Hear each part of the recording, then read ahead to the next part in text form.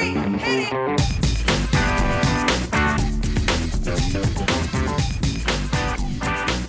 Good morning, good afternoon, good evening, and welcome to today's Caffeine for the Soul. And today I wanted to sort of combine a few themes we've talked about in the past into what I consider to be a formula for unstoppability. And if it was a formula, then here would be the formula. Clarity of intent minus discouragement equals unstoppability. So let me go in case that's like not perfectly clear, let me go into a little more detail about each step. So clarity of intent. Well, clarity of intent is simply knowing what you're up to.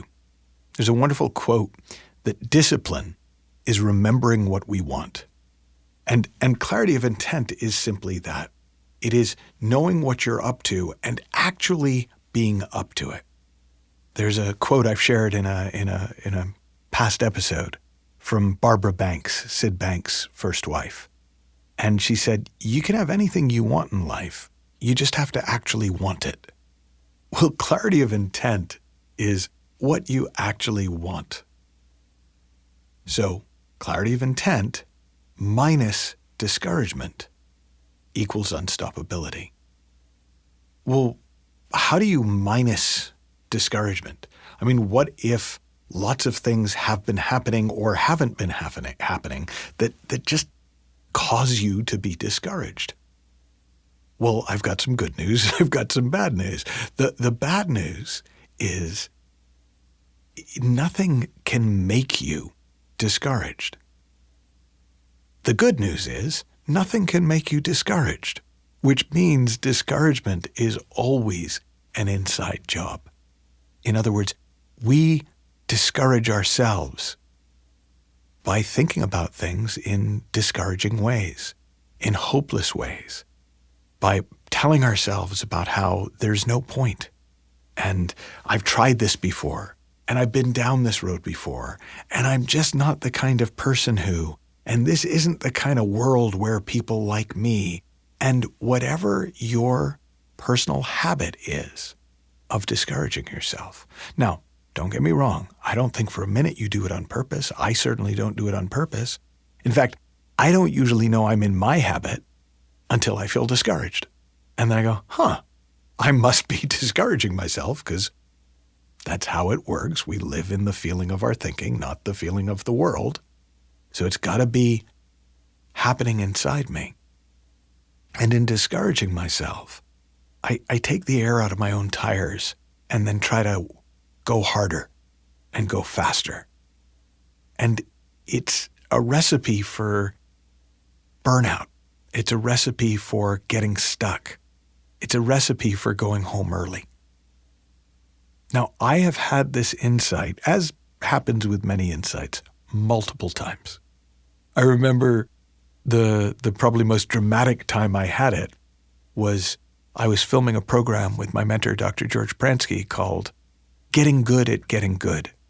And we were talking about discouragement, and we were talking about becoming discouragement proof, which is also something I've talked about in these podcasts. And it had never seemed to me like you could become discouragement proof without putting on a suit of armor. Like I remember I grew up in Worcester, Massachusetts, and there was an armory, like an old museum of armor, literally. In Worcester, and I remember learning there that the word bulletproof, the way that they would prove something that a bullet couldn't harm it, that they would test the metal is they would shoot a bullet into it. And so the metal would have a dent to prove that it was bulletproof. Well, so I assumed that discouragement proof, to become discouragement proof, would be about getting stronger armor, stronger psychological defenses. I didn't realize that putting on a suit of armor to avoid discouragement is a bit like locking and bolting your door when the bad guy's already in the room with you. It has the opposite effect to the one intended. Since we are the only ones who can discourage ourselves, putting on a suit of armor isn't going to really do much. But understanding what discouragement is and where it comes from really will. So, what is discouragement? Well, discouragement is a feeling of hopelessness. It's a feeling that there's no point. It's a feeling that the psychologist Martin Seligman coined the phrase learned helplessness, where you've learned that nothing you do makes any difference, so there's no point in doing anything.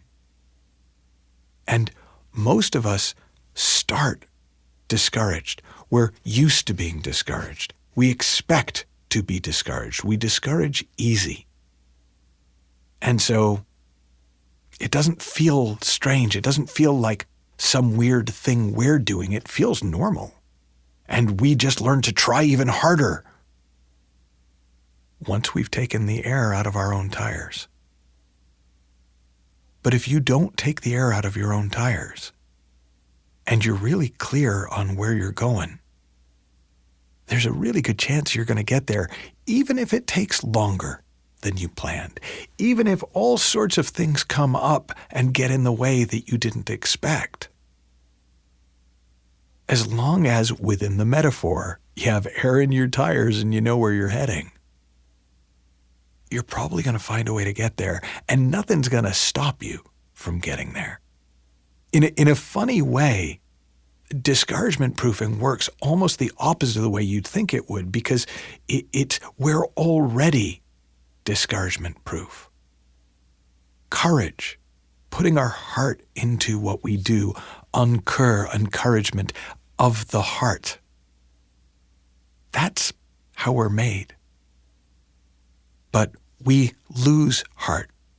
We take ourselves out of the game. We discourage ourselves and then make up stories about why we didn't get there and how the odds were stacked against us. Again, I've said it before, I'll say it again, we don't do it on purpose. We don't do it because we're self-sabotaging. We just don't notice that we're the ones doing it until it's already done. So, if you want to be unstoppable in any area of your life, on any project that you may be pursuing in your life, there's only two things you got to do. Check to see, are you really clear about what you're up to? Is it what you actually want to be up to? And two, notice yourself discouraging yourself along the way. And when you do, you'll stop. There's no way to stop. If you notice yourself poking yourself in the eye with a pencil, you'll stop. If you notice yourself discouraging yourself, which just our talking about will do, you won't do it so much. And when you've got clear intent and you're not taking yourself out of the game and letting the air out of your tires, you will quite literally be unstoppable. Have fun, learn heaps, happy exploring, and I'll talk with you soon.